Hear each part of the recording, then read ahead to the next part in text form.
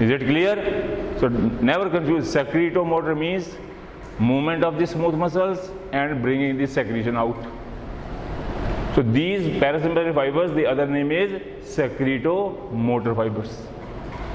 So this is how the meaning is there. So see the journey now. Next heading will be the course. First heading in the course is the parasympathetic fibers. How parasympathetic fibers or the parasympathetic route or motor route reaches the aortic ganglion, that is called the course. In two bundles, two forms. Number one is the secretomotor. Parasympathetic means secretomotor fibers course. So what you will write down by dash, they start from the inferior salivary nucleus situated in the medulla. And these fibers, they are the preganglionic parasympathetic fibers. I have said this is general for this episode. So fibers, they start from here. They are the preganglionic parasympathetic fibers. They are very, very small fibers from whole of the nucleus.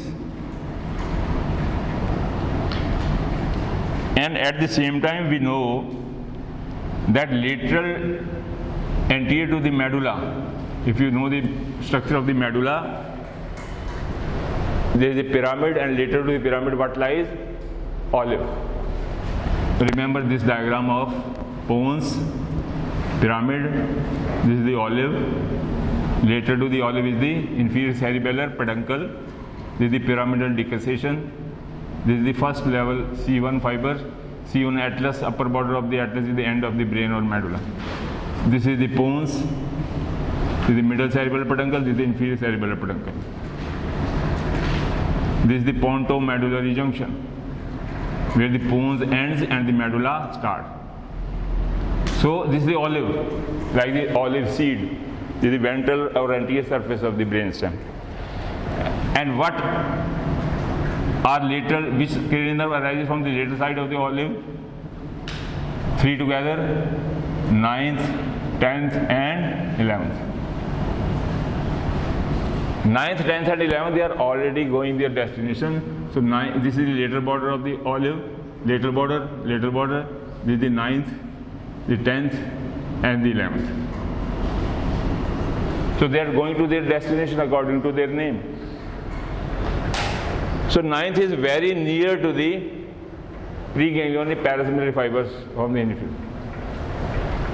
So they will request the 9th nerve glossopharyngeal that please we want to reach the aortic ganglion. Please carry us because we are very few. You are cranial nerve, you are very thick. Then this glossopharyngeal says, okay, come with me. So inside the brain still, inside the brain stem, glossopharyngeal nerve and preganglionic fibers of parasympathetic, they come out together. So glossopharyngeal is helping the parasympathetic fibers to come out of the brain. But when it comes out of the brain, then the glossopharyngeal says that I want to go, because my name is glossopharyngeal, I have to supply the tongue and pharynx. I am not going to the infratemporal fossa, because my destination is the middle part of the jugular foramen. We are three friends, 9th, 10th and 11th. We will go out of the skull as the facial nerve go out through the stylomastoid foramen. These three nerves, 9th, 10th and 11th, they will go out of the skull through the jugular foramen. So every nerve comes out of the skull through some foramina. So 9th says that I can bring only up to here. Now this is your destination where you go. I won't go to the aortic ganglion. Then what happens? These helpless, small, poor fibers of preganglionic parasympathetic fibers made for parotid gland, they leave the glossopharyngeal. Now this branch which arises or goes out of the glossopharyngeal nerve is called tympanic branch.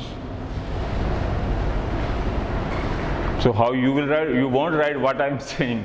This is just to simplify. You won't write as I am speaking. What you will write? That glossopharyngeal nerve brings the preganglionic parasympathetic fibers from the medulla, and these ganglionic fibers, they go into the tympanic branch of glossopharyngeal. This should be your writing. So this is the tympanic branch of the glossopharyngeal.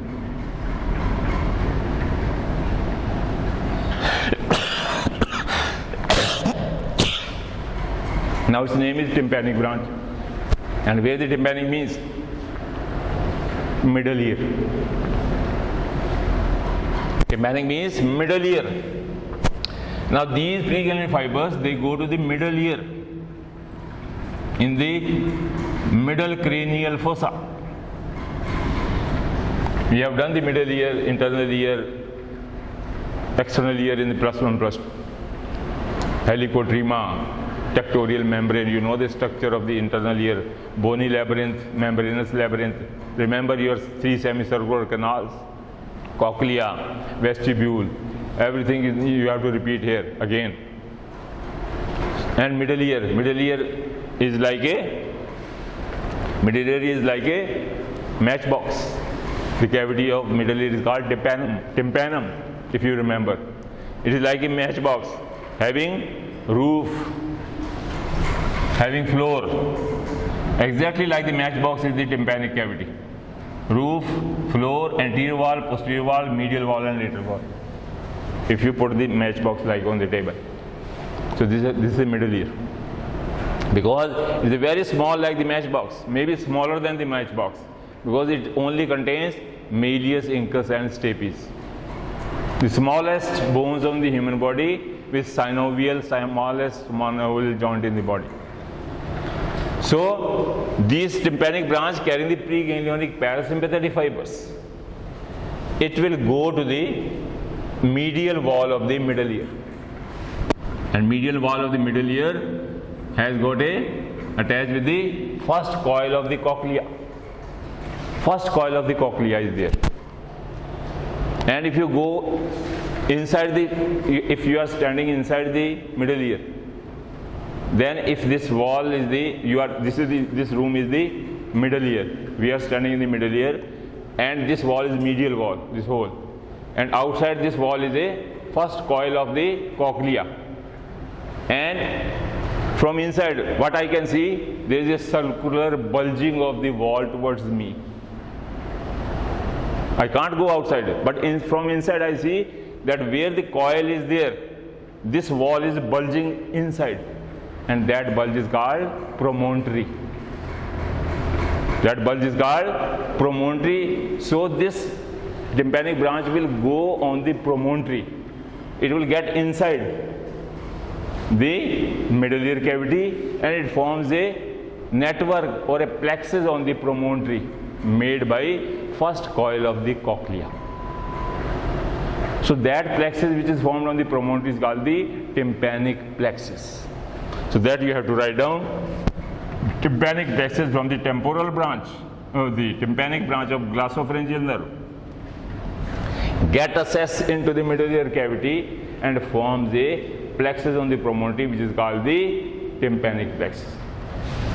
So plexus is formed. Plexus means a network, a meshwork, and from this meshwork a nerve comes out, and this nerve is called lesser petrosal nerve. This is lesser petrosal nerve, how it is formed.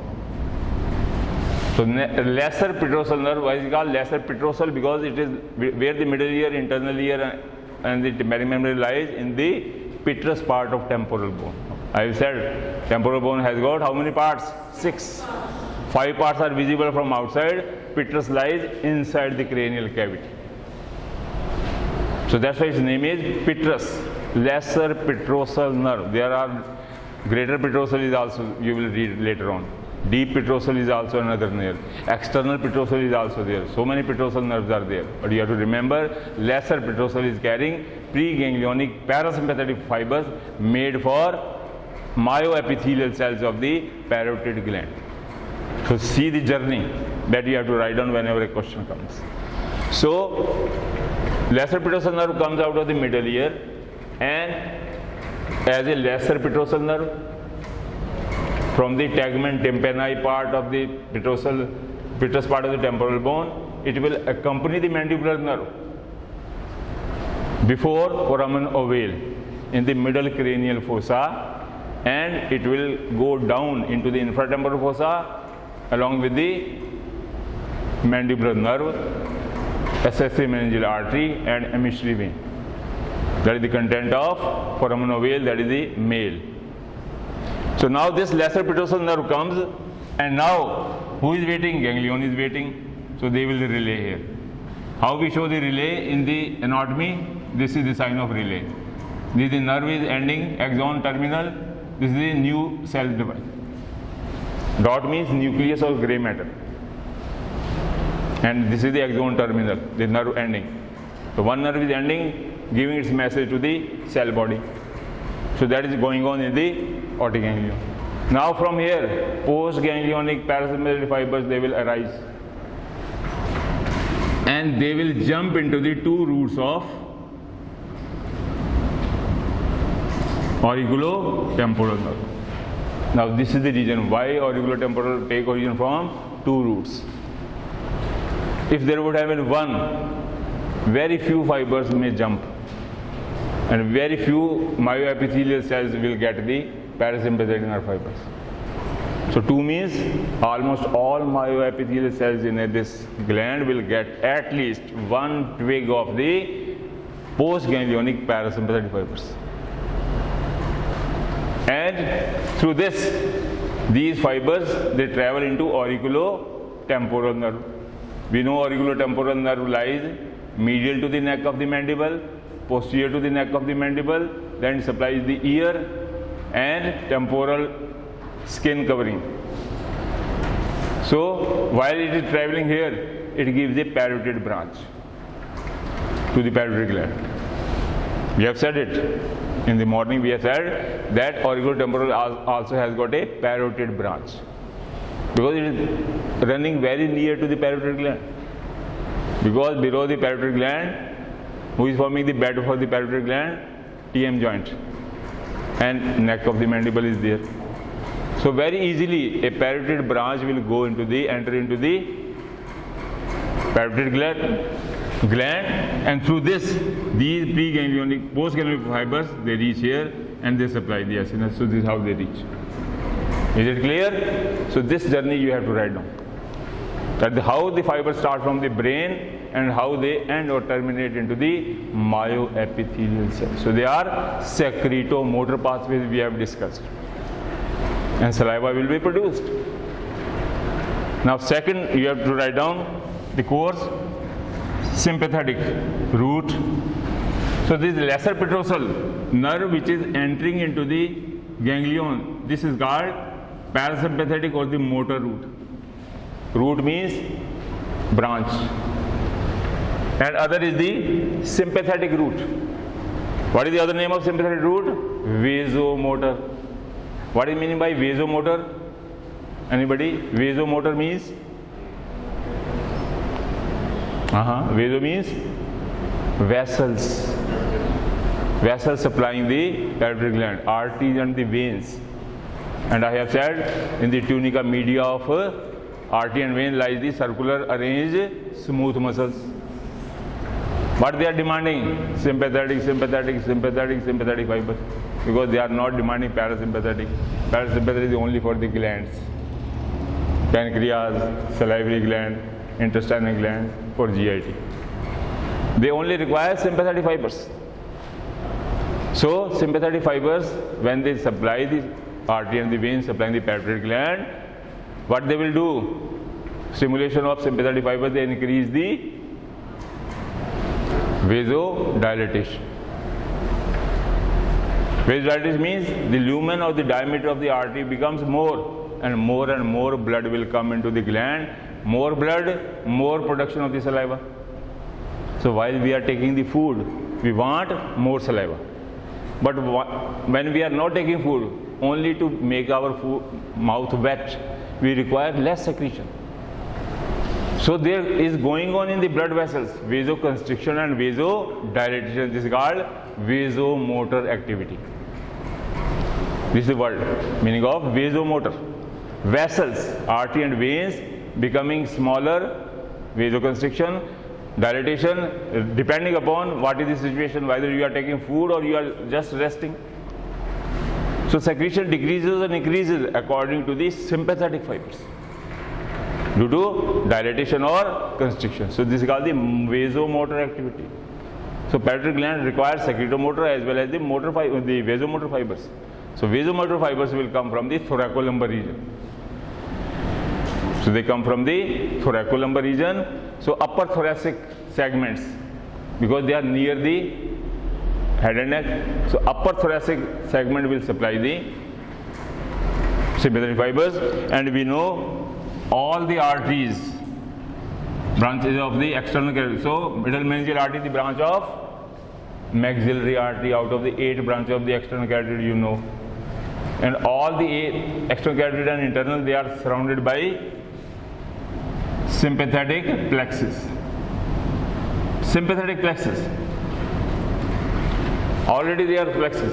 Wherever the branches of the arteries are supplying, whether the skin or the dermis or any gland or any part, the sympathetic fibers, they go along with it.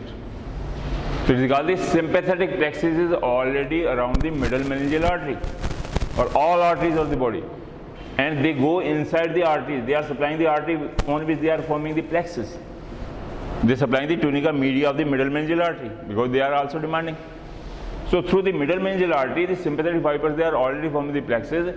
So when they come near the 2 roots of the auriculotemporal nerve, they will jump into the auriculotemporal 2 roots. Like parasympathetic fibers coming from aortic ganglion. Or these fibers, they may go to the aortic ganglion. They are already postganglionic. Sympathetic fibers, they are already postganglionic. They just go into the aortic ganglion and then they go into the 2 roots. Or they directly jump from here, so that more and more of sympathetic fibers reach the blood vessels supplying the parotid gland. So this is how the sympathetic fibers, they also reach the blood supplying, the artery supplying the gland. So this is the vasomotor and secretomotor fibers, how they reach. So it has got sympathetic and parasympathetic roots. Word we are using the word roots. That is the meaning of root. You require both of them. So sympathetic and parasympathetic fibers, they reach. So this is the reason why now the answer is why there are 2 roots of auriculotemporal. Because middle meningeal artery is surrounded by sympathetic fibers. And if there would have been 1 root, then middle meningeal artery may be far away from it. And very few fibers can reach. 2 means now artery can't go anywhere. It is arrested here. Like what is the characteristic feature of Punjabi people whenever they go anywhere in the world? When they meet, what they do? Jaffi pande na? Like. So auriculotemporal ne jaffi pai hoyi hai kinu? Middle meningeal artery. It can't go anywhere. Sympathetic fibers has to jump into the 2 roots to reach the blood vessels supplying the parotid gland. See the geometry, see the architect of the God. If you read the anatomy, your eyes will be surprised that this is not a man-made thing. It is something spiritual. This is total engineering. The human anatomy, you read how the fibers are starting from the medulla and how they are reaching. No man can do it. It is the superpower. So anatomy is the subject of superpower.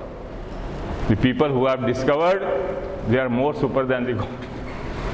And you are more super than you are reading what they have said. So that is the anatomy. You should take interest in the developing because you are knowing your own, you are exploring your own body.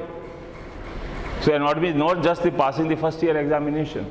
This is your knowledge of full of your throughout your medical career, throughout your life. So that should be your quest while reading any part of the anatomy, whether it is the brain or head, neck or any part, that you are exploring your own body. So you have got a special interest. Then you can understand very well what is the anatomical part. So this is how to write what is aortic ganglion. And what is the fibers reaching? Now comes the applied. Applied means if aortic ganglion is damaged or auriculotemporal nerve is damaged, because we know it is touching just the medial surface and posterior surface of neck of the mandible. So when it is fractured, the nerve will be damaged and pituitary branch will be damaged, and that will lead to the dryness of that side of the mouth. Other side is okay. One side of the mouth is dry, other is wet, so it gives the unpleasant sensation. So patient may come that I got the dryness of the mouth of one side. Immediately we know that his or her aortic ganglion may be damaged, lesser petrosal may be damaged, or there may be pus inside the middle ear, which is very common infection of the external and the middle ear cavities get infected, most probably in the children is very common. So there is a dryness of the mouth which may lead to the more problems and more diseases of the oral cavity.